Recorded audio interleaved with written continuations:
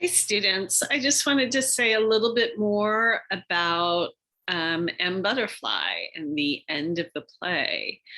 Um, we see in the play Gallimard is sent back to France, where he is from, and Song eventually comes. They continue their affair there.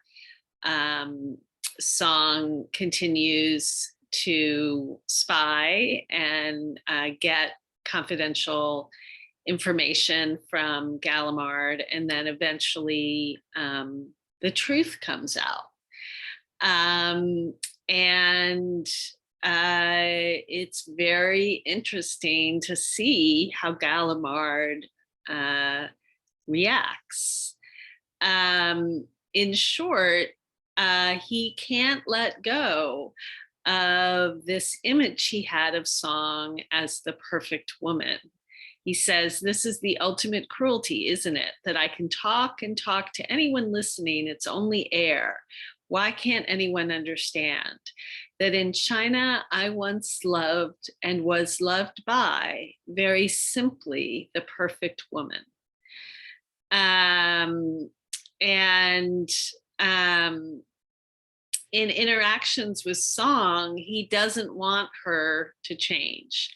He doesn't want to look at the truth. And uh, Song sort of makes fun of him, and then tries to get him to sort of face her as a he. And Gallimard basically says, "I choose fantasy." He does not want to face who Song really is. He doesn't want to face that Song is a man. He doesn't want to face that he wasn't in love with the perfect woman. Um, and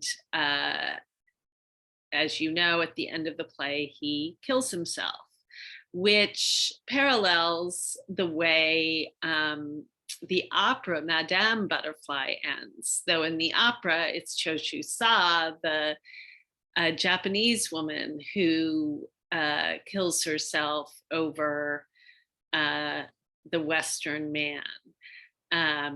In this play, Gallimard believes he's like Pinkerton, that he's the Western man with an Asian woman hopelessly in love with him, but actually, as the title suggests, Gallimard is Monsieur Butterfly, Mr. Butterfly.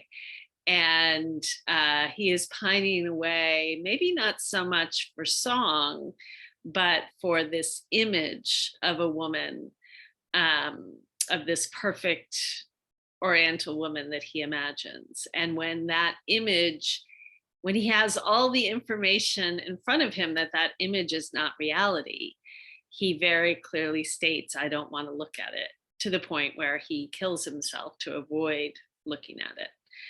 And I think it's worth kind of noting what David Henry Hwang says about the play. He says, this is in the essay in the back of this edition of the book. There's a really interesting essay about how he came to write the play and how he thinks about it. And I really love these last two paragraphs from that essay, towards the end of that essay. I really loved these because I think they resonate so much with other things we've read in the class. David Henry Hwang says, M. Butterfly has sometimes been regarded as an anti-American play, a diatribe against the stereotyping of the East by the West, of women by men.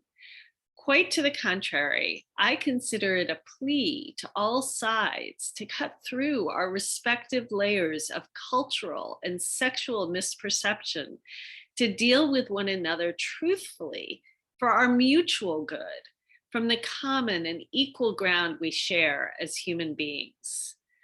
For the myths of the East, the myths of the West, the myths of men, and the myths of women, these have so saturated our consciousness that truthful contact between nations and lovers can only be the result of heroic effort. I love that use of the word heroic. It's sort of different than the ways we've seen it in other parts of the class. Just to be able to see each other honestly, he's saying, is heroic. And truthfully, to be able to truly connect as opposed to see each other through these stereotypes and misperceptions. Those who prefer to bypass the work involved will remain in a world of surfaces, misperceptions running rampant. This to me, the convenient world in which this is to me, the convenient world in which the French diplomat and the Chinese spy lived. This is why, after 20 years, he had learned nothing at all about his lover, not even the truth of his sex. So it's a tragedy, right? They could not, he in particular, could not see Song clearly, and when given the opportunity, chose not to. And this reminded me also of Fromm. I think it also kind of reminded me of the Dalai Lama, who says, you know, we need to see clearly.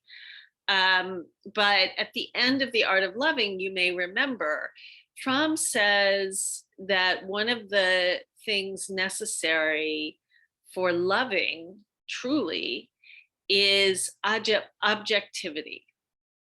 He says, in terms of this discussion of the practice of the art of loving, this means love being dependent on the I think that should say, on the relative absence of narcissism.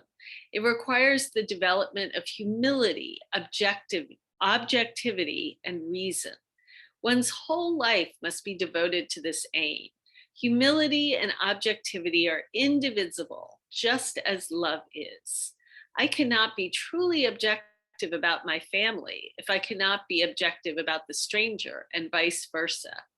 If I want to learn the art of loving, I must strive for objectivity in every situation and become sensitive to the situation where I am not objective. I must try to see the difference between my picture of a person and his behavior, as it is narcissistically distorted, and the person's reality as it exists, regardless of my interests, needs, and fears. If someone would want to reserve his objectivity for the loved person and think he can dispense with it in his relationship to the rest of the world, he will soon discover he fails, both here and there. So I think that's a really interesting point that maybe we didn't talk about enough in class. Fromm is really saying you can't love your romantic partner well and have objectivity and be selfless in the way you love them, but then turn around and be a narcissist or be selfish and uncaring with the rest of the world. He says, if we do this, if we're going to love well in romantic love, we have to love well in the rest of our lives. We can't just have humility and objectivity in our romantic relationship and not have it in the rest of the world. And that makes a lot of sense to me in terms of M. Butterfly. Gallimard was misreading Song, but he was also misreading China.